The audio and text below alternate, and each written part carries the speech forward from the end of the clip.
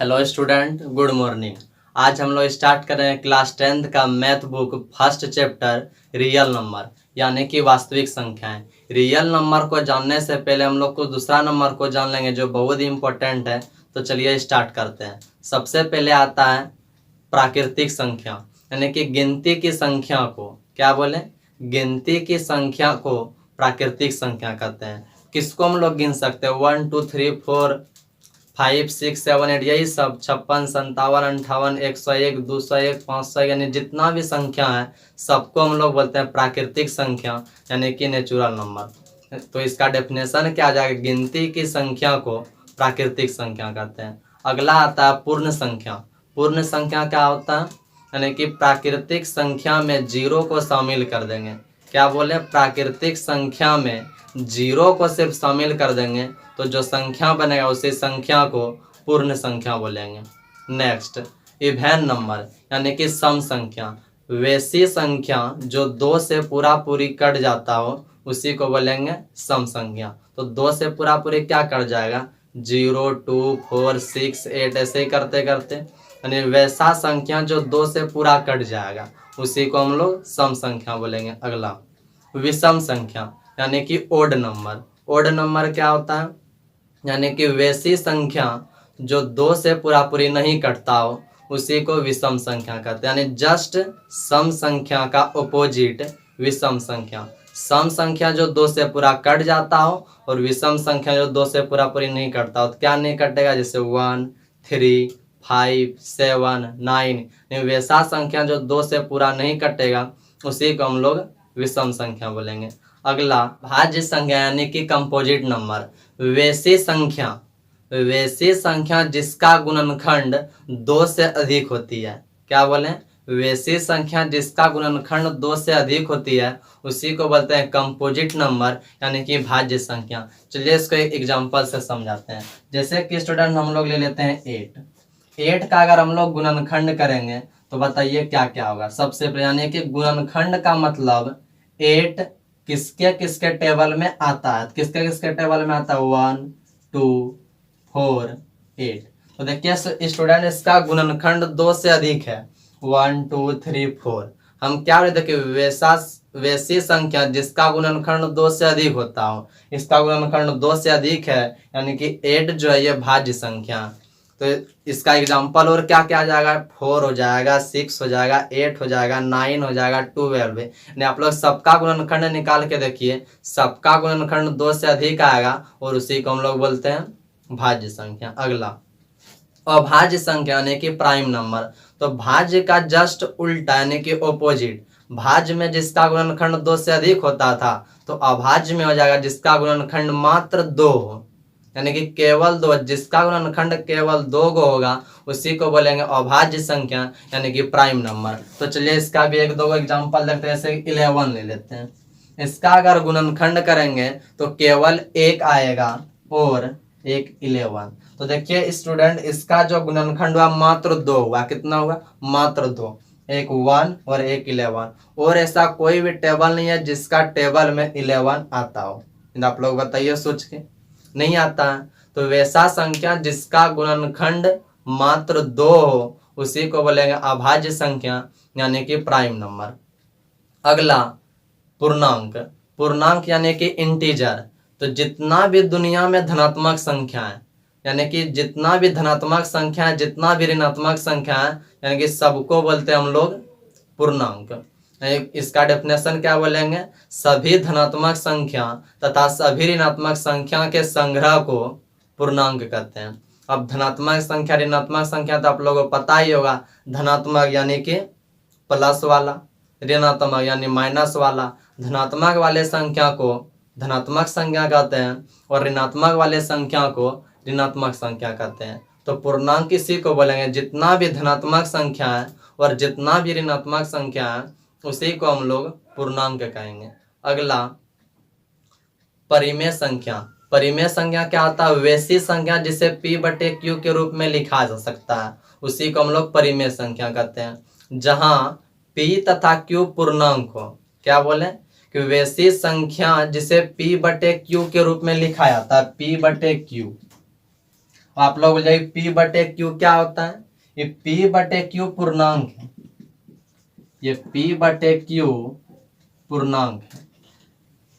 तो वैसी संख्या जिन्हें p बटे क्यू के रूप में लिखा जाता है उसी को हम लोग परिमेय संख्या कहते हैं। और p बटे क्यू जो होता है वह पूर्णांक होता है, और पूर्णांक क्या होता है अभी जस्ट इसके पहले बताएं परिमेय संख्या के पहले। तो ये समझ में आया कि नहीं? तो चलिए इसका भी एक दो एग्जाम्पल लेते हैं। जैसे p बटे क्यू, और p के जगह में कोई पूर्णांक होगा और q के जगह में भी कोई पूर्णांक होगा। p के जगह में कोई भी लेते हैं, मान चलिए 2, q के जगह में 3, तो ये हो गया परिमेय संख्या। यानी कोई भी संख्या अगर बटे में रहा तो उसको परिमेय संख्या बोलेंगे। तो स्टूडेंट यहाँ तक समझ में आया कि नहीं? सबको समझ में आया होगा, 100% समझ में आया होगा। अब नेक्स्ट चलते हैं। इसमें भी एक शर्त है। क्या शर्त है?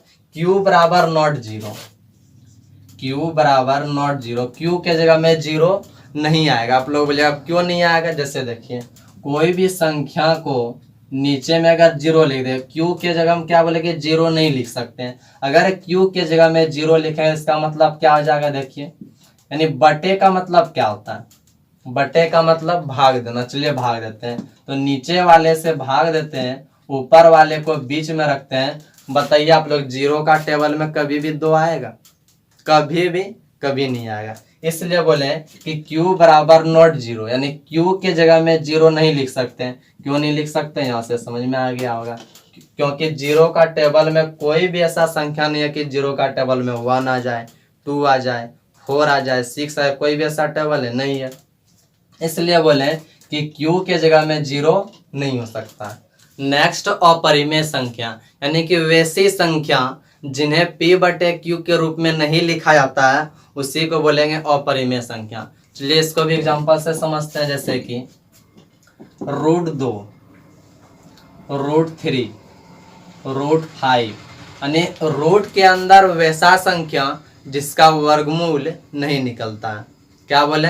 रूट के अंदर वैसा संख्या होना चाहिए जिसका कि वर्गमूल नहीं निकलता है, उसी को बोलेंगे अपरिमेय संख्या। पहला तो ये गया। दूसरा ये पाई जो है ये अपरिमेय संख्या है। पाई क्या है? अपरिमेय संख्या। दूसरा कोई भी अगर नंबर दशमलव में हो उसको अपरिमेय संख्या बोलते हैं। जैसे 1.34 ये सब डॉट, ये सब क्या हो गया? अपरिमेय संख्या। यानी वैसी संख्या जिन्हें p बटे क्यू के रूप में नहीं लिखा जा सकता उसे अपरिमेय संख्या कहते हैं। उसके बाद अब लास्ट में आता है रियल नंबर, जो हम लोगों का टॉपिक था। रियल नंबर यानी कि वास्तविक संख्याएं। जितना भी हम लोग संख्या पढ़े, ये देख रहे हैं ना, जितना भी हम लोग संख्या पढ़े ये पूरा संख्या को हम लोग बोलते हैं रियल नंबर यानी कि वास्तविक संख्या। बताइए यहाँ तक समझ में आया कि नहीं? सबको समझ में आया होगा कि हम लोग का जो फर्स्ट चैप्टर था रियल नंबर वो यही था। जितना भी सारा यहाँ पे आप लोग संख्या देख रहे हैं ये टोटल संख्या रियल नंबर है यानी कि वास्तविक संख्या है। इसमें एक फॉर्मूला बताएंगे जो कि इसका यूज पड़ेगा भी ये 1.1 में, जिसका नाम है यूक्लिड विभाजन एल्गोरिथम। इसका फॉर्मूला भी लिखा है, उसका पूरा क्वेश्चन में अभी सॉल्व होगा और 1.1 आज कंप्लीट कर देंगे। तो चलिए इसको मिटाते हैं। आप लोग को लिखना है लिख लीजिए, उसके बाद अभी क्वेश्चन पे चलते हैं। तो चलिए स्टूडेंट इसको अब साफ कर देते हैं। ये स्टूडेंट क्या बोले थे कि एक फॉर्मूला था यूक्लिड विभाजन एल्गोरिथम का, उसका भी लिखवा देंगे जो पूरा एक्सरसाइज में भी काम देगा। यूक्लिड विभाजन एल्गोरिथम से यूक्लिड विभाजन एल्गोरिथम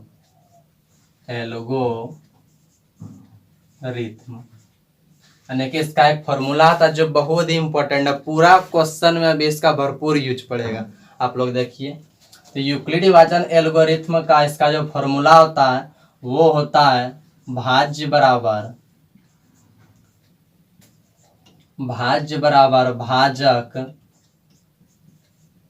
गुना भागफल प्लस शेषफल। यानी कि यूक्लिड विभाजन एल्गोरिथम का जो फॉर्मूला था वो ये होता है भाज्य बराबर भाजक गुना भागफल प्लस शेषफल। अब आप लोग बोलिए कि सर ये भाजक भागफल शेषफल होता क्या, तो चलिए इसको भी थोड़ा बेसिक से बताते हैं। तो ये भाज्य आप लोग डिवाइड तो जानते होंगे, ये क्या है, डिवाइड का सिंबल है। क्या है, डिवाइड का सिंबल। इसमें ये तीन चीज आप लोग जरूर देखते होंगे, यहाँ पे कोई नंबर रहता होगा, यहाँ भी कोई नंबर रहता होगा, बनाने के बाद यहाँ भी कुछ आता होगा, यहाँ पे कभी कभी कुछ बच भी जाता होगा।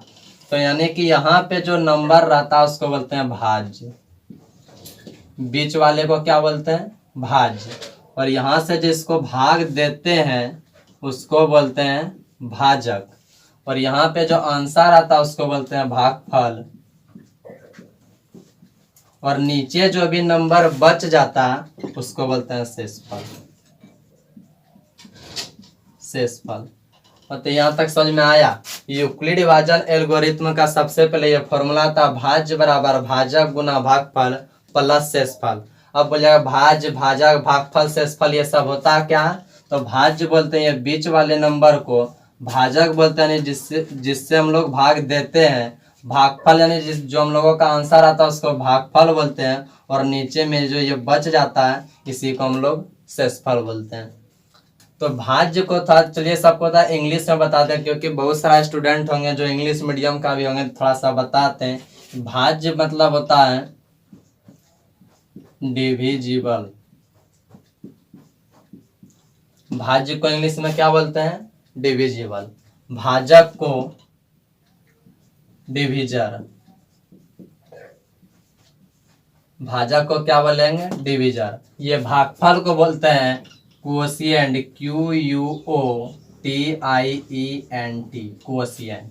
ये प्लस शेषफल को बोलते हैं रिमाइंडर, रिमाइंडर। तो चलिए फिर से एक बार इसको रिपीट कर देते हैं। यूक्लिड विभाजन एल्गोरिथ्म बहुत ही इंपॉर्टेंट फॉर्मूला, बार बार बोल रहे हैं, जब एक्सरसाइज स्टार्ट करेंगे आप लोग खुद देख लीजिएगा। इसका जो फॉर्मूला होता है भाज्य बराबर भाजक गुना भागफल प्लस शेषफल। ये भाज्य भाजक भागफल शेषफल क्या था समझ में यहाँ से आ गया होगा। भाज्य को इंग्लिश में बोलते हैं डिविजिबल, भाजक को डिविजर, भागफल को क्वोशिएंट और शेषफल को रिमाइंडर। इसका एक शॉर्ट फॉर्मूला था, शॉर्ट यानी कि संकेत, सिंबल तो आप लोग जानते होंगे, यानी इसका भी भरपूर यूज होगा। A बराबर BQ प्लस R, यानी इतना बड़ा बार बार लिखने में थोड़ा अच्छा नहीं लगता है, इसको शॉर्ट में लिखेंगे। सेम चीज है, ये भाजक का सिंबल A, भाज्य का सिंबल A, भाजक का B, भागफल का Q और ये शेषफल का। इसी को सिर्फ शॉर्ट में लिखें, क्या लिखें, A बराबर BQ प्लस R, जो कि बहुत इंपॉर्टेंट फॉर्मूला है। यहाँ तक समझ में आया स्टूडेंट। तो चलिए स्टूडेंट हम लोग एक्सरसाइज पे चलते हैं। एक्सरसाइज 1.1 इसका पहला क्वेश्चन है, हम बुक निकाल के रखें, आप लोग भी निकाल के रखिएगा। पहला क्वेश्चन है, निम्नलिखित संख्याओं का एचसीएफ ज्ञात करने के लिए यूक्लिड विभाजन एल्गोरिथ्म का प्रयोग कीजिए। यानी कि हम लोगों को एचसीएफ ज्ञात करना है, लेकिन कौन सा विभाजन से, यूक्लिड विभाजन एल्गोरिथ्म से, यानी कि उसी का उपयोग करके हम लोगों को एचसीएफ ज्ञात करना है। तो चलिए पहला क्वेश्चन देखते हैं। एक्सरसाइज 1.1 इसका पहला क्वेश्चन है 135 और 225। बोल रहा है कि स्टूडेंट इसका एचसीएफ ज्ञात करना है यूक्लिड विभाजन एल्गोरिथ्म का उपयोग करके। तो चलिए इसको देखते हैं। 135 यहाँ पे 225, इसका एचसीएफ ज्ञात करेंगे। तो 135 का तो हम लोग को टेबल आता है, इसलिए इसको मल्टीप्लाई कर लेते हैं। इसको 1 से मल्टीप्लाई करेंगे तो इतना ही होगा, इसको चलिए 2 से मल्टीप्लाई करते हैं। 2 5 जा 10, 1 आया, 2 3 जा 6 और 1 7 और 2 1 जा 2। तो दो बार में देखिए स्टूडेंट इससे अधिक आ रहा है, इसलिए इसको एक बार में ही करना है। 135, 5 में 5 जाएगा 0, ये 2 में 3 सब्ट्रैक्ट नहीं होगा, इससे 1 लेंगे 12, और 12 में 3 जाएगा 9 और 1 में 1 यहाँ पे कट जाएगा। तो एचसीएफ आप लोग तो जानते ही होंगे स्टूडेंट, जब यहाँ पे कुछ बच जाता है तो ये वाला नंबर को यहाँ पे लिख देते हैं और फिर यहाँ पे इसका डिवाइड बनाते हैं। तो 90 का टेबल में 2 बार में इससे ज़्यादा आ जाएगा, इसलिए फिर से इसको एक बार में, और 135 में 90 जाएगा, 5 में 0 जाएगा 5, और 13 में 9 जाएगा 4। फिर से यहाँ पे 45 बच गया। अब ये 90 को यहाँ पे लिख देंगे, यहाँ पे 2 बार में 45 को 2 से मल्टीप्लाई करेंगे 90 होगा, और यहाँ पे ये पूरा खत्म हो गया। उसके बाद इसको चेक करना है यूक्लिड डिवीजन एल्गोरिथम से कि ये 45 उसका एचसीएफ आता है या नहीं आता है। तो चलिए चेक करते हैं। यूक्लिड विभाजन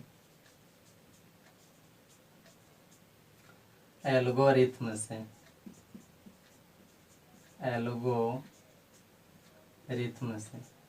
इसका फॉर्मूला आप लोग को बता दिए थे स्टूडेंट, तो फिर से एक बार फिर भी लिख देते हैं। भाज्य बराबर भाजक गुना भागफल अब प्लस शेषफल। तो सबसे पहले देखिए भाज्य आप लोग को बता दें कि यहाँ पे बीच में जो रहता है उसी को भाज्य बोलते हैं, यहाँ पे जो रहता है उसको भाजक बोलते हैं, और जो यहाँ पे इसका आंसर था उसको बोलते हैं भागफल, और नीचे में जो भी बच जाता है उसको शेषफल। तो देखिए यहाँ पे भाज्य सबसे पहले कितना आया 225, इसको लिखना है, बराबर भाजक के जगह में देखिए 135, ये मल्टीप्लाई भागफल कितना आया 1, और ये प्लस, और शेषफल में नीचे में कितना तो ये बचा था 90। ये तो इसका चेक किए, ये वाला एचसीएफ का। फिर से यहाँ पे देखिए इसका भाज्य कितना हो जाएगा 135, यहाँ पे फिर भाजक के जगह में 90 इंटू, वैसे ही भागफल के जगह में यहाँ पे फिर से 1 आया प्लस, और आपके यहाँ पे शेषफल 45। फिर से ऐसे ही सबको चेक करना, यहाँ पे इसका भाज्य जो जाएगा 90 हो जाएगा, और यहाँ पे भाजक इसका कितना आ जाएगा 45 इंटू, और यहाँ पे इसका भागफल कितना आया 2, और प्लस यहाँ पे कुछ नहीं बचा तो 0। तो देखिए स्टूडेंट इसका एचसीएफ जो आएगा यहाँ पे जो आएगा लास्ट में, यानी कि लास्ट वाला का भाजक जितना आएगा वही उसका एचसीएफ होगा। तो इसका एचसीएफ हो जाएगा, यहाँ पे देखिए एचसीएफ यहाँ पे कितना आया 45, ये हो गया हम लोगों का आंसर। तो यूक्लिड विभाजन एल्गोरिथम का प्रयोग करके ऐसे ही हम लोग एचसीएफ ज्ञात करेंगे। तो चलिए स्टूडेंट इसका क्वेश्चन नंबर 2 है 196 और 38,220। तो चलिए इसको 2 नंबर बनाते हैं, 196 और 38,220, 38,220। तो चलिए स्टूडेंट इसको बनाते हैं वैसे ही जैसे इसको बनाए, यूक्लिड विभाजन एल्गोरिथम का प्रयोग करके इसका एचसीएफ चेक करेंगे कि आंसर आता कि। चलिए इसको चेक करते हैं। 196 और ये 38,220, चलिए इसका एचसीएफ निकालते हैं। तो ये इसको चलिए चेक करते हैं। ये 2 बार में 6 दूनी 12, 9 दूनी 18, 19, हाथ में रहा 1, 2 1 2 1 3। 2 बार में देखिए स्टूडेंट इससे ज्यादा आ गया, तो हम लोगों को 1 बार में ही लेना है। 196, ये 12 में 6 घटाएंगे 6, यहाँ पे 7 बचा, इससे 1 लेंगे 17, 17 में 9 जाएगा 8, यहाँ पे 2 बचा, 2 में 1 जाएगा 1। अब यहाँ पे आ गया 186 जो कि इससे कम है, तो यहाँ पे इस 2 को उतार देंगे। अब इसको चलिए चेक करते हैं 196 को 9 से चेक करते हैं।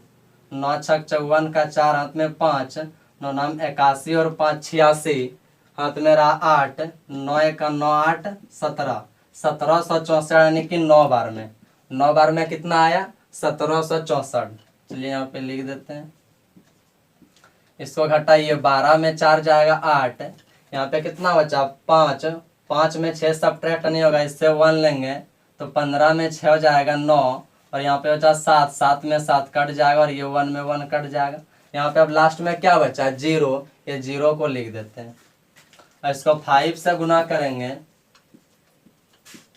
तो 6 पंचे 30, 3 बचा, 9 पचे 45, 45 और 3 48, 4 बच गया, 5 को 1 से गुना करेंगे 5 और हाथ में 4 था 9, नहीं 5 बार में 900 यहाँ पे लिखिए। ये जीरो में जीरो खत्म, ये पूरा कट गया। अब इसको भी चेक करना है यूक्लिड विभाजन एल्गोरिथ्म से प्रयोग करके कि इसका HCF इतना आ रहा है या नहीं आ रहा है। तो चलिए चेक करते हैं। यूक्लिड विभाजन एल्गोरिथ्म से, यूक्लिड विभाजन एल्गोरिथ्म से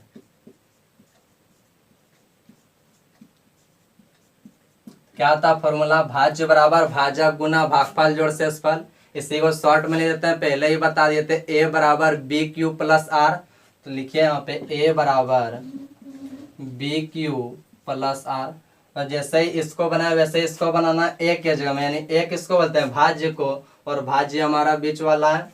तो यहाँ पे लिखिए 38,220, ये b के जगह में, b मतलब भाजक, और भाजक हम लोगों का क्या है 196, 196 गुना q के जगह में 195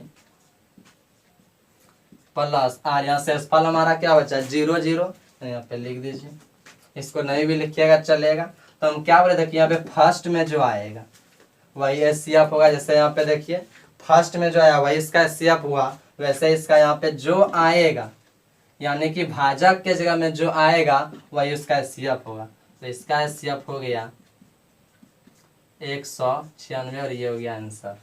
यहाँ तक समझ में आया स्टूडेंट? बहुत ही इजी था, यूक्लिड विभाजन एल्गोरिथ्म से प्रयोग किए और उसका HCF बना दिए। तो चलिए स्टूडेंट अब क्वेश्चन नंबर 3 पे चलते हैं। क्वेश्चन नंबर 3 है 867 और 255, यानी कि 867 और 255 का हम लोगों को HCF ज्ञात करना है, वो भी यूक्लिड विभाजन एल्गोरिथ्म का प्रयोग करके। तो चलिए क्वेश्चन नंबर 3 बनाते हैं।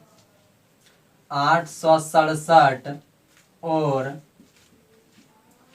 255, 867 और 255 का वैसे जैसे ही क्वेश्चन नंबर 1 और क्वेश्चन नंबर 2 बताएं वैसे ही क्वेश्चन नंबर 3 भी बनाना है। तो चलिए बनाते हैं 255 867। देखिए इसको 4 से मल्टीप्लाई गुना करते हैं, 255 गुना 4, 5 चौक 20, 2 बचा, 5 चौक 20 और 2 22, हाथ में 2, 4 दूनी 8 2 10। देखिए 4 बार में अधिक आ रहा है, 4 बार में इससे अधिक आया था, इसलिए 3 बार में 255 गुना 3, 5 तिया 15, हाथ में 1 रहा, 5 तिया 15 और 1 16, फिर से 1 रहा, 3 दूनी 6 और हाथ में 1 था 7, यानी कि 3 बार में 765 आया। तो चलिए 3 बार में लगाते हैं। 3 बार में कितना आया 765, 7 में 5 जाएगा 2, 6 में 6 घटाएंगे 0, और ये 8 में 7 जाएगा 1। HCF का क्या नियम था स्टूडेंट, फर्स्ट में बताएं कि जब यहाँ पे नीचे में कुछ बच जाए तो इसको उतार देंगे, उतारेंगे कि नहीं? तो चलिए उतार देते हैं। 255 2 बार में आएगा, 2 बार में कितना, 2 दूनी 4, 2 को 0 से गुना करेंगे 0, और ये 2 को 1 से गुना करेंगे 2। हम डायरेक्ट गुना कर दिया, आप लोग चेक भी कर सकते हैं, वैसे छोटा छोटा गुना आप लोग जानते होंगे। ये 5 में 4 जाएगा 1, 5 में 0 घटाएंगे 5, और ये 2 में 2 कट जाएगा। फिर से यहाँ पे नीचे में बच गया, तो अब की बार इसको उतारेंगे।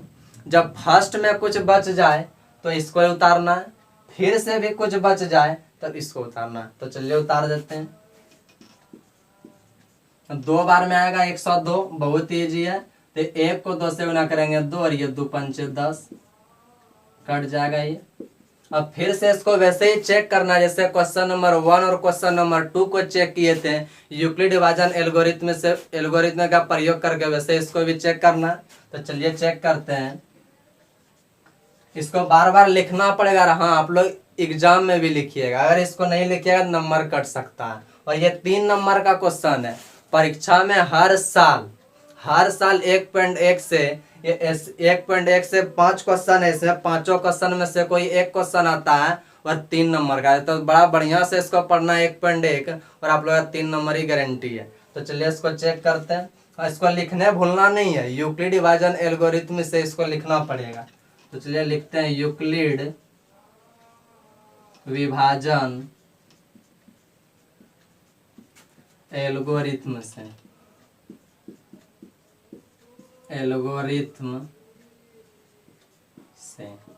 तो क्या होता है, ए बराबर बी क्यू प्लस आर। ए के जगह में ये 867 बराबर ये बी के जगह में कितना है 255। तो 255 को लिखिए गुना क्यू के जगह में 3 प्लस आर के जगह में 102। उसके बाद फिर से ये फर्स्ट वाला को देख लिए, ये फर्स्ट वाला या सेकेंड वाला यानी कि इसमें आना है। तो इसमें हम लोगों का ए क्या आ जाएगा 255 और बी यहाँ पे 102 गुनार यहाँ पे क्यू हो जाएगा 2 और प्लस यहाँ पे कितना बच गया 51। तो 51 को लिखिए। चलिए इसको यहाँ पे बताते हैं, इसको मिटा लेते हैं थोड़ा। तो अब की बार इसमें चेक करना है। तो यहाँ पे ए क्या आ जाएगा 102 बराबर बी के जगह में कितना आ जाएगा 51 गुना क्यू के जगह में कितना 2 लिखिए प्लस अब की बार यहाँ पे आर जो है कुछ नहीं बचाने 0। क्या बोले थे स्टूडेंट कि जो भी यहाँ पे बी के जगह में रहेगा यानी कि वही उसका एचसीएफ होगा। तो इसका एचसीएफ हो जाएगा 51 और ये हो गया हम लोगों का आंसर। तो एक्सरसाइज 1.1 का 1 नंबर में 3 क्वेश्चन था, जो कि तीनों क्वेश्चन आप लोगों के सामने सॉल्व किए और आप लोगों को समझ में भी आया होगा। अगर समझ में आ रहा है स्टूडेंट एक लाइक कीजिए। और इसमें थंबनेल में आप लोग देख चुके होंगे कि 1.1 पूरा कंप्लीट कर दिए हैं और आज इसको प्लस कंप्लीट कर देगा। 5 क्वेश्चन है, पांचों का गर्दा उड़ा देना। क्वेश्चन नंबर 2 है स्टूडेंट, दर्शाइए कि कोई भी धनात्मक विषम पूर्णांक 6q+1 या 6q+3 या 6q+5 के रूप का होता है जहाँ q कोई पूर्णांक है। क्या बोल रहा है कि दर्शाइए कि कोई भी धनात्मक विषम पूर्णांक, क्या बोल रहा है धनात्मक विषम पूर्णांक। तो इसका 2 नंबर क्वेश्चन है, धनात्मक विषम पूर्णांक बोला। इसमें हम लोग मान लेंगे कि माना कोई ए धनात्मक विषम पूर्णांक है, माना ए कोई धनात्मक विषम पूर्णांक है, धनात्मक विषम पूर्णांक है। देखिए स्टूडेंट, जो क्वेश्चन में लिखा हुआ रहे, अगर धनात्मक विषम पूर्णांक रहे तो हम लोग लिखेंगे माना ए कोई धनात्मक विषम पूर्णांक है। अगर क्वेश्चन में रहता कि धनात्मक विषम पूर्णांक के जगह होता कि धनात्मक सम पूर्णांक, तो हम लोग लिखते हैं माना ए कोई धनात्मक सम पूर्णांक है। मतलब जो क्वेश्चन में रहेगा वही लिखेंगे और उसको ए मान के बनाएंगे। हम लोग यहाँ पे मान लिया माना ए कोई धनात्मक विषम पूर्णांक है तथा b बराबर, इसमें b बराबर हो जाएगा 6। अब आप लोग बोला कि b बराबर 6 कैसे हुआ। क्वेश्चन में स्टूडेंट देखिए यहाँ पे लिखा है 6q+1 या 6q+3 या 6q+5। जितना q के साथ रहेगा उसी को आप लोगों को b मान लेना। क्वेश्चन नंबर 3, 4, 5 तीनों में भी यही करना है। तो यहाँ पे या माना a कोई धनात्मक विषम पूर्णांक है तथा b बराबर 6। उसके बाद लिखेंगे वही फॉर्मूला यूक्लिड विभाजन एल्गोरिथम का प्रयोग से। हम पहले बोल देंगे पूरा 1.1 में पूरा यही फॉर्मूला का यूज होगा। तो चलिए आगे बनाते हैं, यूक्लिड विभाजन एल्गोरिथम, यूक्लिड विभाजन एल्गोरिथम से। तो इसका फॉर्मूला क्या होता है स्टूडेंट, a बराबर bq+r, a बराबर बी क्यू प्लस आर। और ये सब क्या होता है आपको पता है, ये ए क्या होता है, बी क्या होता है, क्यू क्या होता है, आर होता है, सब बता दिए। तो चलिए आगे देखते हैं। तो यहाँ पे जगह जहां 0 ग्रेटर देन आर और ग्रेटर देन बी, यानी 0 से बड़ा कौन होगा, आर होगा, और आर से बड़ा कौन होगा, बी होगा।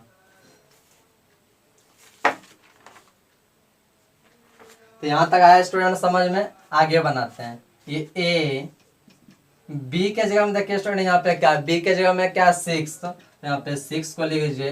ये क्यू के जगह में क्यू और ये आर के जगह में आर। और यहाँ पे लिखेंगे जहां शेषफल, यहाँ पे शेषफल क्या हो जाएगा, 6 से हमेशा छोटा, यानी 6 से हमेशा छोटा होगा। जैसे कोई भी हम लोग भाग बनाते हैं, मान के चलिए यहाँ पे कुछ भी ले लेते हैं, मान के चलिए यहाँ पे 5, तो 2 दूनी 4 और 5 में 4 घटाएंगे, यानी यहाँ पे जो भी रहता है उससे छोटा शेषफल आता कि नहीं। तो वैसे ही जब इसको भाग देंगे तो हमेशा 6 से छोटा शेषफल आएगा। तो वही यहाँ पे लिखे जहाँ शेषफल, तो 6 से छोटा क्या आ सकता है, या तो 0, 1, 2, 3, 4, 5। 5 से भी तो और कोई नंबर नहीं है कि जो कि 6 से छोटा है। तो यहाँ पे इसका शेषफल हो जाएगा 0, 1, 2, 3, 4, 5। जो भी शेषफल आएगा ये पांचों में, ये 6 में से कोई आएगा, ये 6 के अलावा कुछ नहीं है। इसलिए लिखे ए बराबर बी के जगह में ये 6, ये क्यू प्लस आर, और यहाँ पे शेषफल हम लोगों का आ गया 0, 1, 2, 3, 4, 5। उसके बाद देखिए लिखेंगे, उसके बाद लिखेंगे सम धनात्मक पूर्णांक, सम धनात्मक पूर्णांक।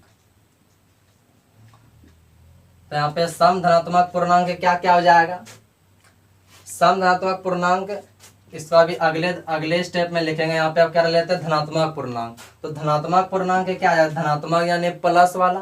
तो देखिए 6Q प्लस, और R के जगह में क्या है, एक बार 0, इसी तरह एक बार 1 लेना, फिर 2 लेना, फिर 3, 4, 5, फिर 4, उसके बाद 5, फिर 6Q प्लस R के जगह में आपकी बार 1, फिर से 6Q और फिर से R के जगह में आपकी बार 2, फिर 6Q प्लस 3, ऐसे ही कर करके 6Q प्लस 4, 6Q प्लस 5।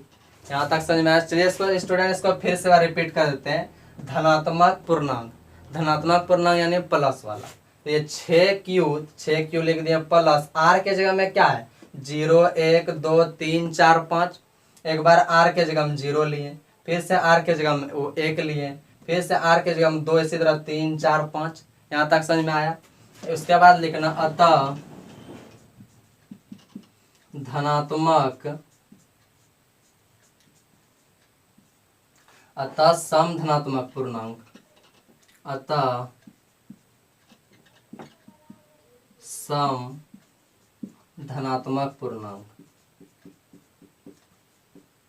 तो ये सम धनात्मक क्या हो गया स्टूडेंट, धनात्मक मतलब प्लस वाला, और सम मतलब जो 2 से पूरा पूरी कट जाता हो।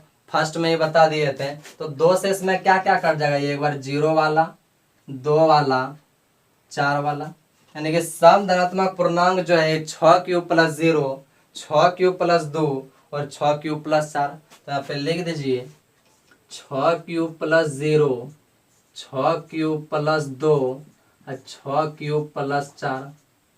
क्यों ये सब हुआ, क्योंकि ये सब 2 से पूरा कट जाता है। ये 0, 2, 4 ये सब पूरा कट जाता है, इसलिए इसको क्या बोलेंगे, सम धनात्मक पूर्णांक। तो यहाँ पे लिख देंगे क्योंकि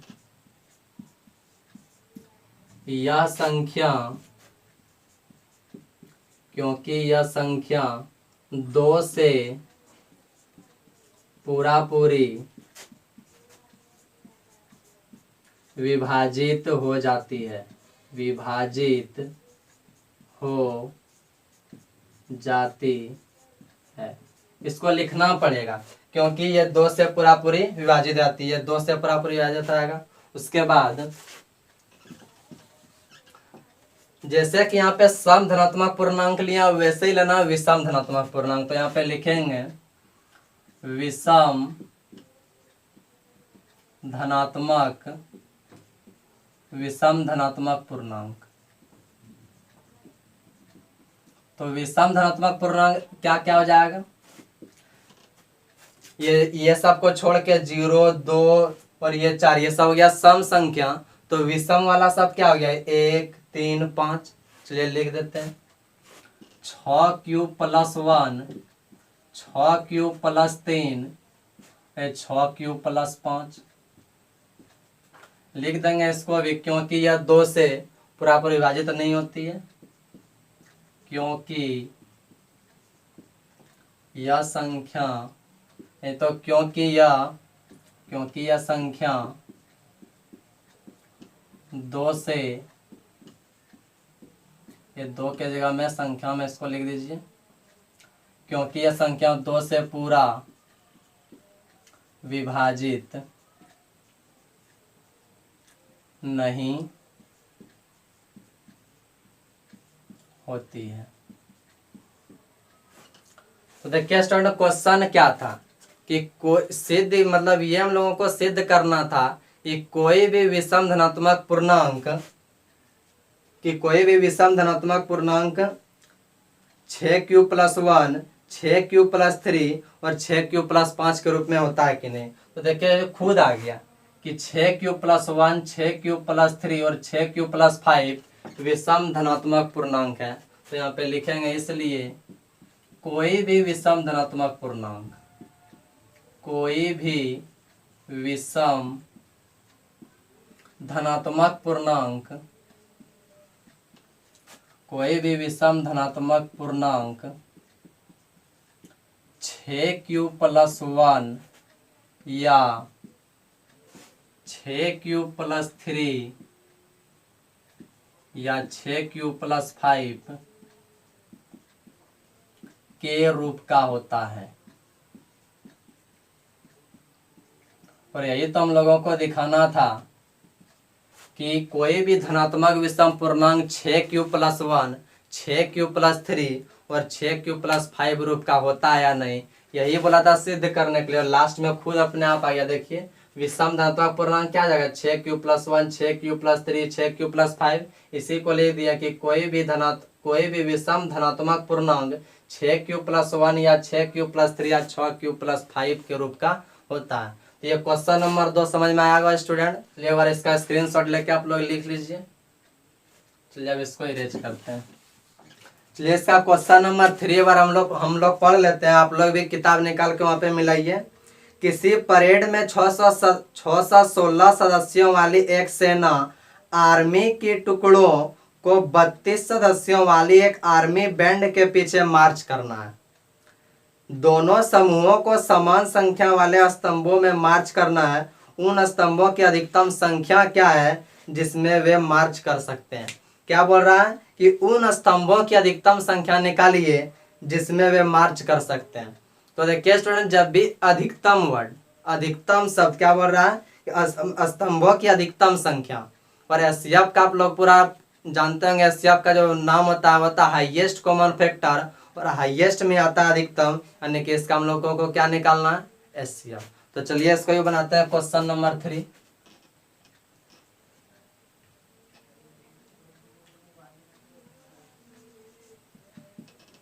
तो क्वेश्चन नंबर 3 क्या है, किसी परेड में 616 सदस्यों वाली एक सेना। तो लिखेंगे यहाँ पे किसी परेड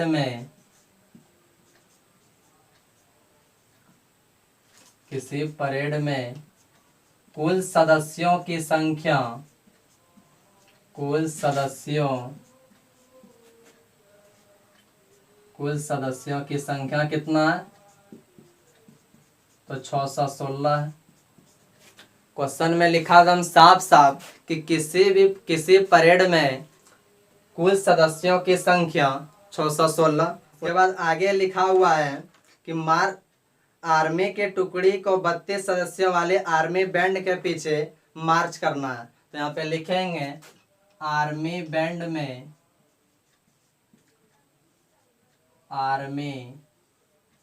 बैंड में सदस्यों की संख्या,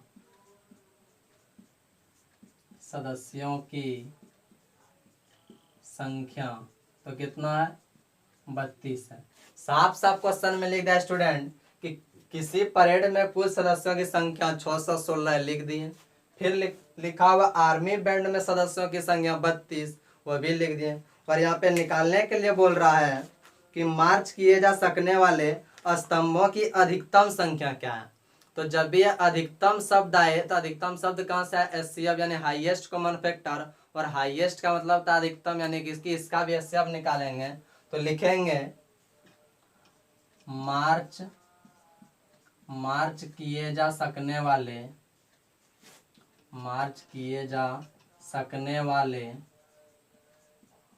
स्तंभों की अधिकतम संख्या, स्तंभों की अधिकतम संख्या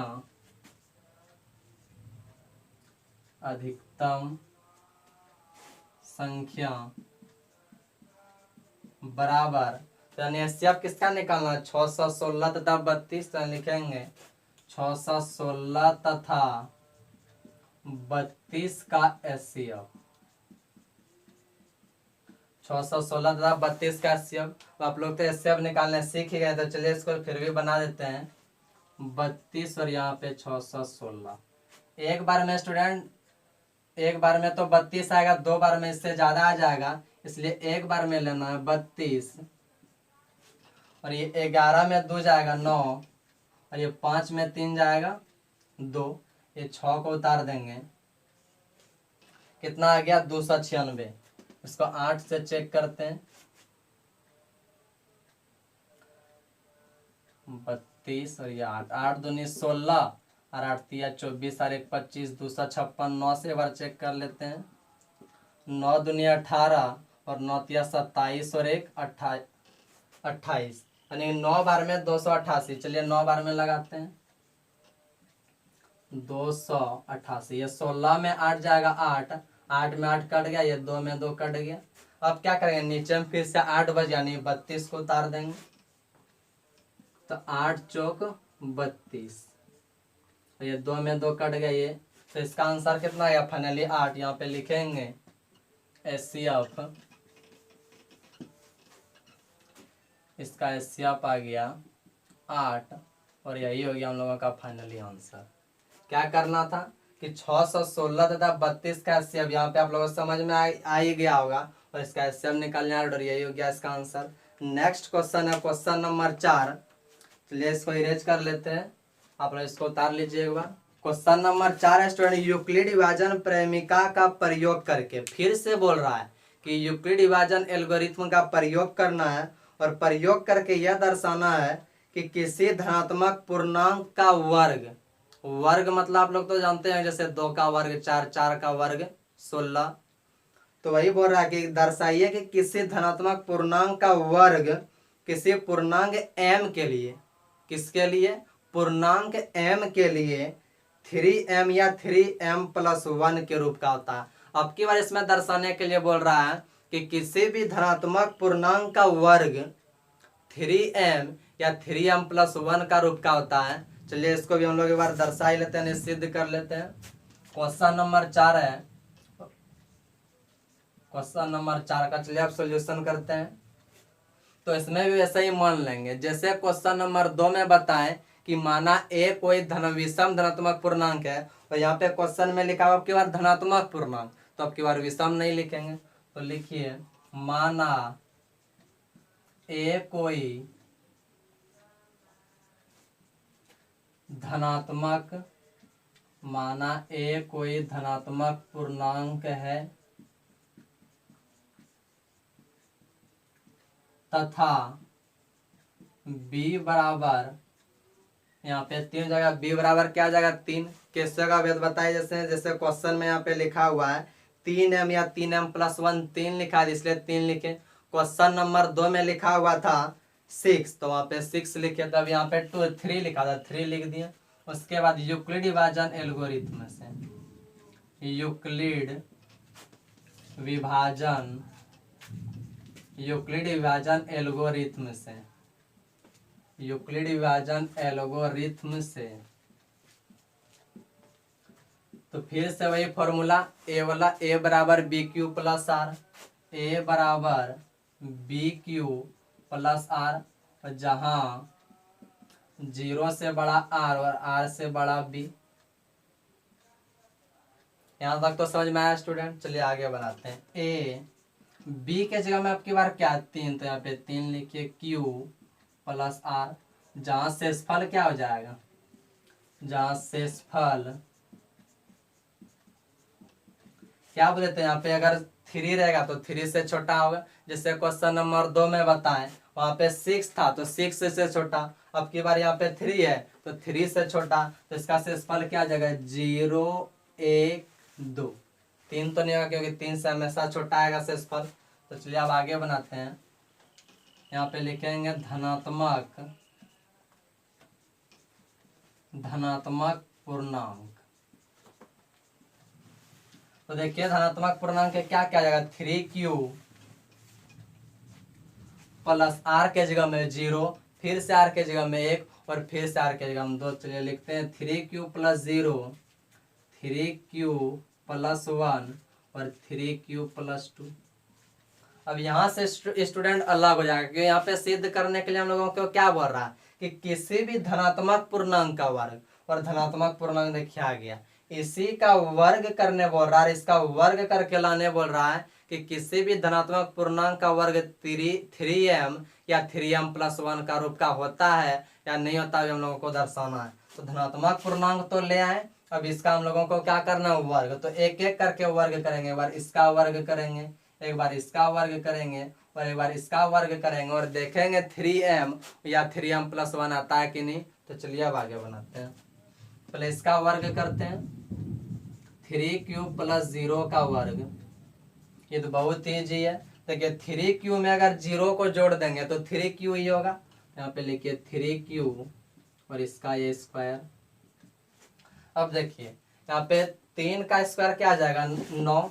यहाँ पे 3 का स्क्वायर, इसको हम लोग 3 का स्क्वायर को हम ये लिख सकते हैं कि नहीं, 3 का स्क्वायर को 3 इंटू 3 यानी 3 गुना 3, इसको लिख सकते हैं कि नहीं।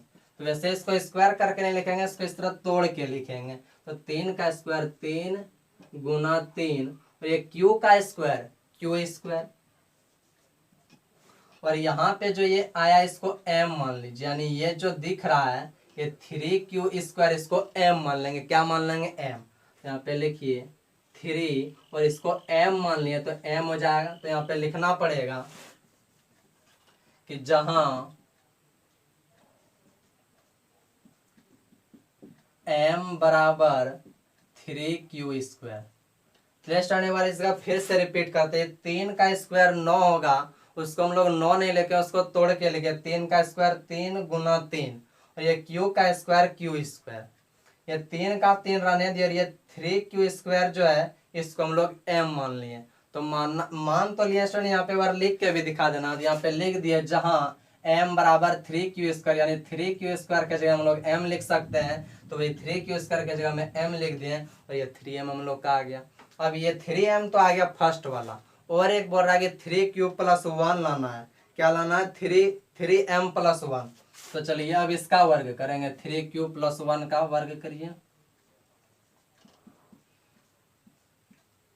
ये देखिए स्टूडेंट, ये a प्लस बी का होल स्क्वायर में टूटेगा, किस में टूटेगा, a प्लस बी का होल स्क्वायर।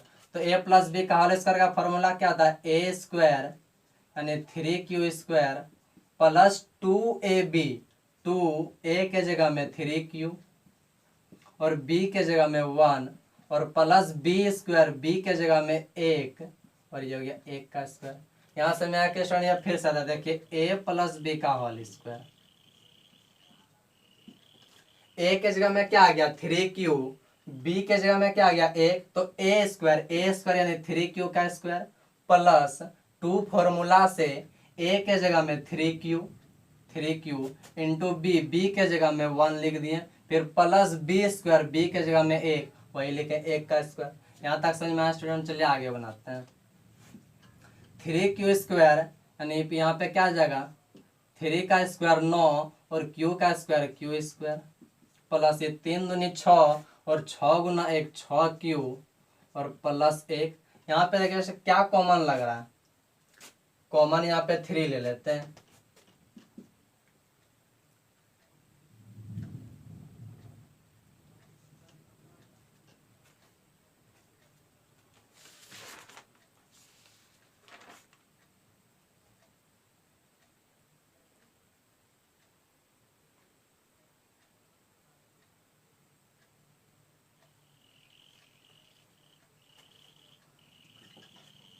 तो देखिए स्टूडेंट यहाँ पे कॉमन क्या लेंगे, 3 ले लेंगे।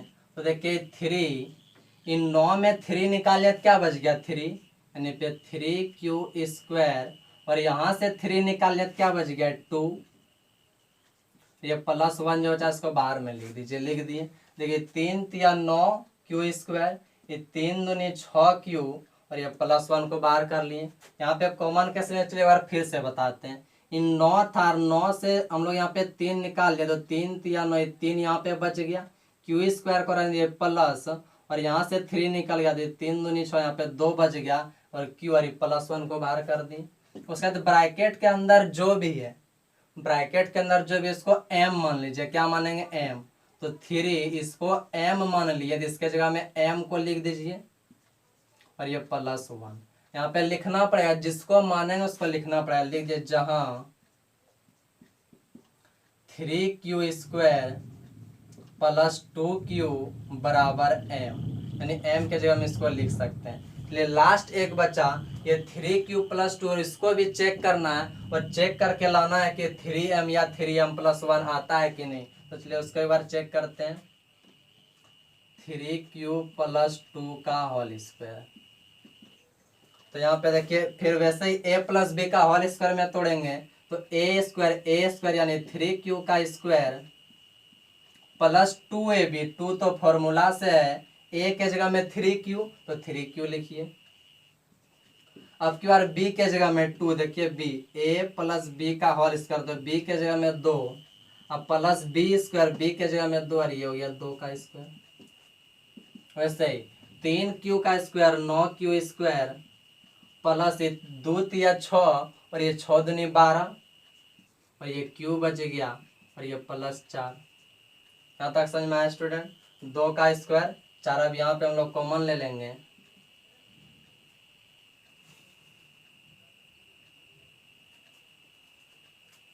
तो ये हो गया 9q² + 12q प्लस, ये 4 को देखिए स्टूडेंट हम लिख सकते हैं 3 + 1। क्या हम लोग 4 को ये नहीं लिख सकते, 3 + 1 लिख सकते हैं। तो यहाँ पे लिख दीजिए 9q² + 12q + 3, और ये +1। चलिए इसको यहाँ बनाते हैं। यहाँ तक दिख रहा है स्टूडेंट, ठीक है। अब इसमें क्या करेंगे, 3 को कॉमन ले लेंगे, तो देखिए यहाँ पे 3 को कॉमन ले लेंगे, तो यहाँ पे क्या बचेगा, 3q² + 4q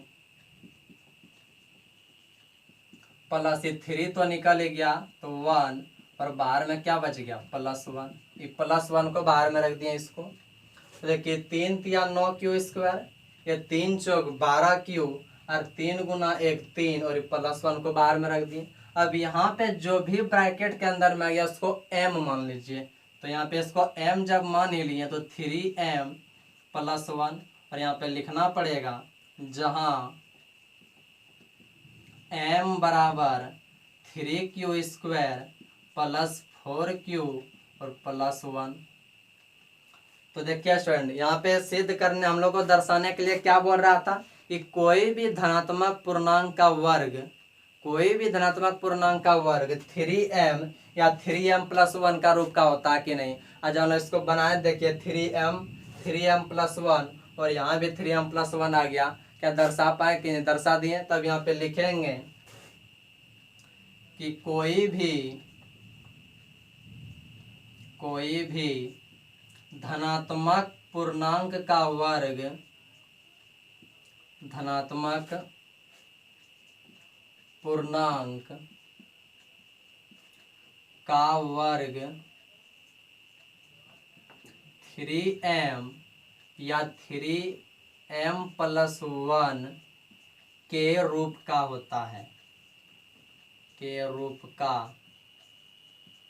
होता है। ये थोड़ा बड़ा है स्टूडेंट, लेकिन समझ में आ गया होगा।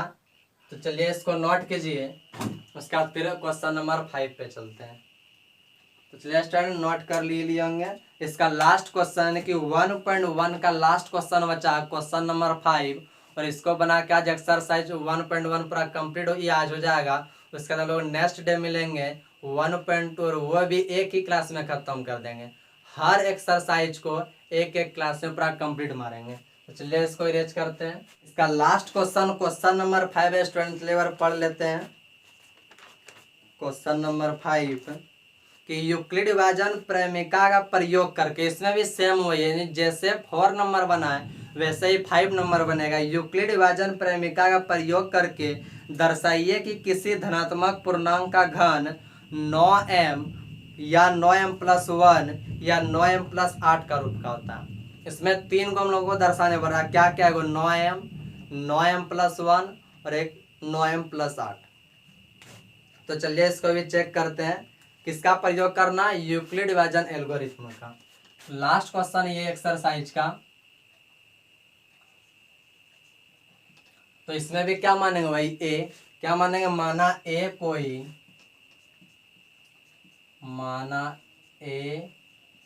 कोई धनात्मक, इसमें भी देखिए स्टूडेंट लिखा है धनात्मक पूर्णांक, तो हम लोग भी लिखेंगे धनात्मक पूर्णांक।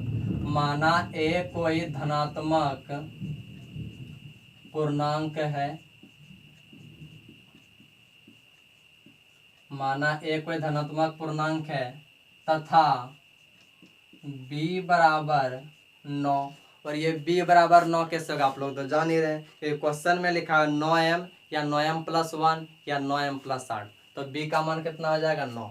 यहाँ लिखेंगे यूक्लिड विभाजन एल्गोरिथम से, यूक्लिड विभाजन एल्गोरिथम से,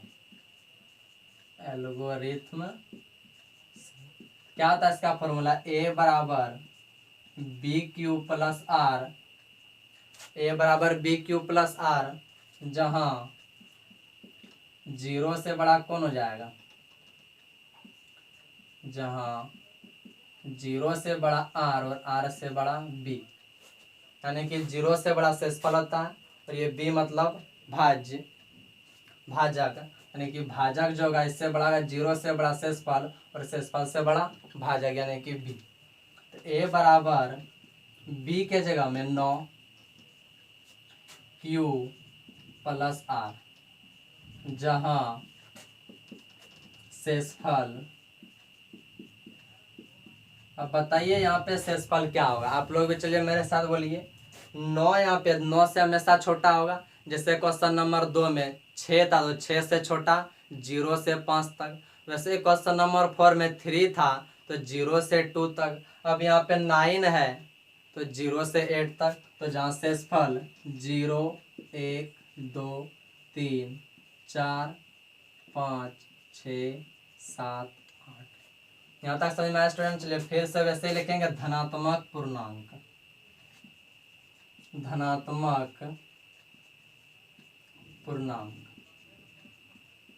तो धनात्मक पूर्णांक देखिए क्या क्या हो जाएगा? 9Q+R के जगह में क्या, जैसे पहले लिखते थे 0, फिर से 1, फिर 2, 3, 4, ऐसे करते करते 8 तक।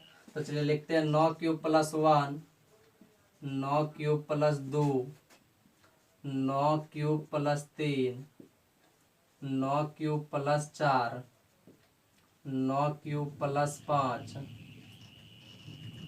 9Q+6, 9Q+7,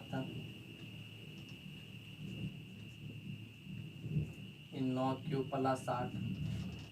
एक बार R के जगह हम 1 लिखे, फिर से R के जगह हम 2, 3, 4, 5, 6, 7, 8 ऐसे करके यहाँ तक समझ में आया होगा।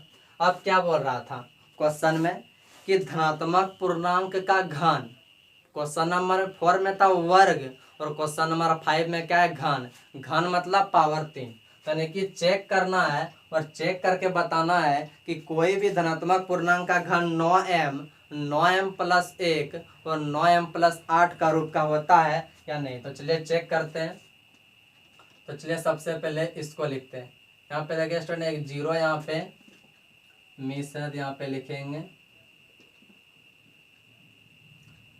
9q plus 0।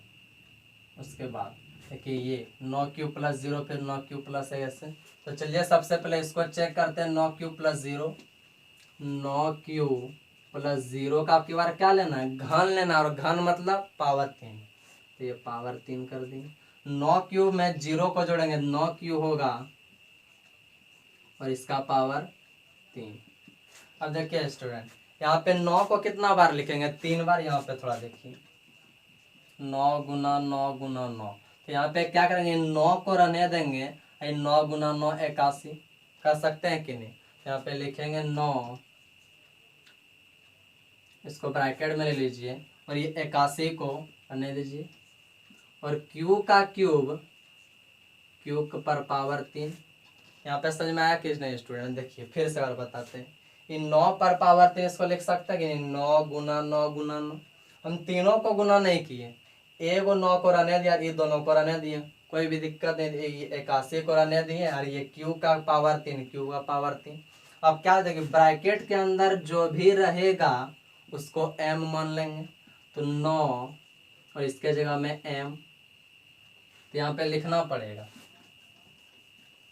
यहाँ पे लिख दीजिए जहां m बराबर ये 81 q का पावर 3। वैसे अब तो 9m आ गया, फर्स्ट वाला मिल गया 9m। अब सेकेंड वाला हम लोगों को मिला 9m प्लस 1। तो चलिए इसको लेते हैं, ये इसको 9q प्लस 1 का पावर 3, तभी इसको बनाए। अब की बार वैसे इसको बनाएंगे 9q प्लस 1 का पावर 3। तो इसको कौन सा फॉर्मूला में तोड़ेंगे, a प्लस बी का whole cube. a plus B का होल क्यूब का फॉर्मूला आप लोग को आता ही होगा स्टूडेंट, नहीं आता देखिए यहाँ पे लिखा हुआ होगा, आप लोग लिख लीजिए और इसको याद भी कर लेना। तो a के जगह में 9q, जब भी a बोलेंगे लिखना है 9q, और जब b बोलेंगे तब की बार क्या लिखना a। तो इसका फॉर्मूला आता है a क्यूब यानी कि 9 क्यूब का power 3 plus 3a square b, 3a square यानी 9q का स्क्वायर, 3a स्क्वायर b और b के जगह में 1 प्लस 3ab स्क्वायर, 3a के जगह में 9q, b स्क्वायर यानी 1 का स्क्वायर, और प्लस b क्यूब यानी कि 1 का क्यूब, यानी कि a क्यूब 9 क्यूब का पावर 3, फिर प्लस 3 फॉर्मूला से आता है a स्क्वायर यानी 9 क्यूब का स्क्वायर, b, फिर प्लस 3a b का स्क्वायर, तो 1 का स्क्वायर प्लस b क्यूब। तो इसका आगे बनाते हैं। वैसे यहाँ पे 9, यहाँ पे कितना है 3 गो, तो इसमें एगो 9 को हम लोग बाहर निकाल लेंगे, तो यहाँ पे 2 गो 9 बच गया।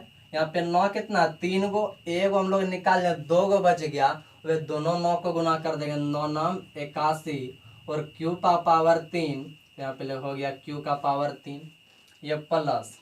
अब यहाँ पे ध्यान से देखना स्टूडेंट, यहाँ पे 9 क्या गो है 9q स्क्वायर यानी 9 यहाँ पे 2 गो है, 2 गो है, तो एगो 9 तो बाहर निकल गया, बच कितना गया एगो 9, तो 9 या 27 और 27 गुना 1 27 और ये q स्क्वायर हो गया। यहाँ पे एक ब्रैकेट दे देते हैं ऐसे यहाँ, चलिए ठीक है। अब यह प्लस यहाँ पे देखिए 9 क्यों यहाँ एगो है ये है, अब वो इसको बाहर निकाल दिए, देखिए एगो 9 था उसको भी बाहर निकाल दिया, यहाँ पे क्या बच गया सिर्फ 3 बच गया, q बच गया और 1 का स्क्वायर बच गया, 1 का स्क्वायर 1 और 3 को 1 से गुना करेंगे 3 और q जो बच गया यहाँ पे हो गया 3q।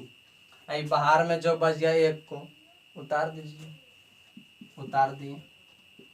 क्या बोले थे, ब्रैकेट के अंदर जो भी रहेगा उसको m मान लेंगे, तो ब्रैकेट के अंदर जो उसको m मानिए, इसके जगह हम m लिखेंगे, तो 9m प्लस 1 और दूसरा वाला आ गया। तो यहाँ पे लिखेंगे जहां m बराबर 81 q का power 3 plus 27 q square plus 3q। यहाँ तक समझ में आया स्टूडेंट, 2 गो मिल गया 9m और 9m प्लस 1, लास्ट बचा 9m प्लस 8 उसको भी चलिए चेक करते हैं। तो तब की बार इसका घन किया, फिर से इसका घन किया, अब की बार इसका करेंगे। तो चलिए 9 क्यूब प्लस 2 का पावर 3, और इसका भी हम लोग कैसे तोड़ेंगे, a प्लस बी का होल क्यूब का फॉर्मूला में तोड़ेंगे, और इसका भी फिर फाइनली आंसर आ जाएगा। चलिए a क्यूब यानी कितना, 9 क्यूब का power 3 plus 3a square B plus 3ab square square अब प्लस बी क्यूब यानी कि 2 का क्यूब। चलिए यहाँ तक समझ में आ स्टूडेंट। अब यहाँ पे इसको देखिए, यहाँ पे फिर से 9 आ गया, 3 गो, क्या गो आया, 3 गो, तो एक गो निकाल लेंगे तो अंदर में 2 गो बच गया, 9 नाम 81 और क्यू का पावर 3 प्लस, यहाँ पे देखिए क्या गो 9 है, 9 का स्क्वायर यानी 2 गो 9 है, तो 2 गो 9 में एक गो 9 यहाँ पे देखिए निकाल लिए, तो यहाँ पे क्या गो 9 बचा, एक गो 9 दिन 9 तिया 27 और 27 गुना 2 54, तो यहाँ लिखेंगे 54। अरे क्यू स्क्वायर को कौन लिखा है, क्यू स्क्वायर का भी लिखिए, क्योंकि यहाँ पे सिर्फ 9 निकाले, क्यू को थोड़े ना निकाले, क्यू स्क्वायर यहाँ पे बच गया। फिर से प्लस, यहाँ फिर से एक गो 9 बचा, वो इसको निकाल दिए, देखिए तो यहाँ पे क्या बच गया, सिर्फ क्यू बच गया। तो 2 का स्क्वायर 4 और 4 तिया 12 और 12 गुना क्यू 12 क्यू, बाहर में जो बच गया इसको उतार दिए, तो 2 का पावर 3 8, 2 का घन 8, 2 दूनी 4, 4 दूनी 8। फिर से वही बात, ब्रैकेट के अंदर जो आएगा उसको m मान लेंगे, तो 9m प्लस, ये इसको उतार दीजिए, 9m प्लस 8। और यही तो बोल रहा था कि किसी भी धनात्मक पूर्णांक का घन 9m या 9m प्लस 1 या 9m प्लस 8 के रूप का होता कि नहीं। और ये देखिए आगे तीनों आ गया, 9m प्लस 1 और 9m प्लस 7। यहाँ पे लिखना पड़ेगा कि कोई भी धनात्मक पूर्णांक का घन, धनात्मक पूर्णांक का घन, तभी वर्ग था 4 नंबर में इसलिए वर्ग लिखे थे, और अब यहाँ पे 5 नंबर में घन है तो घन लिख दिए। कोई भी धनात्मक पूर्णांक का घन 9m या 9m प्लस 1 या 9m प्लस 8 के रूप का होता है, के रूप का होता है। तो चलिए स्टूडेंट आज 1.1 पूरा एकदम फाइनली कंप्लीट हो गया। चलिए इसको बार नोट कर लीजिए, स्क्रीनशॉट ले लीजिए। तो ये पूरा 1.1 पूरा आज कंप्लीट हो गया। अब अगले क्लास में लोग चलेंगे और 1.2 को पूरा गर्दा उड़ा देंगे। तो चलिए स्टूडेंट अगर आप लोगों को पूरा ये क्लास अच्छा लगा तो लाइक कीजिए, सब्सक्राइब कीजिए और अपने फ्रेंड के साथ शेयर भी कीजिए, और एक अच्छा सा कमेंट भी कर दीजिए। Thank you student, good bye.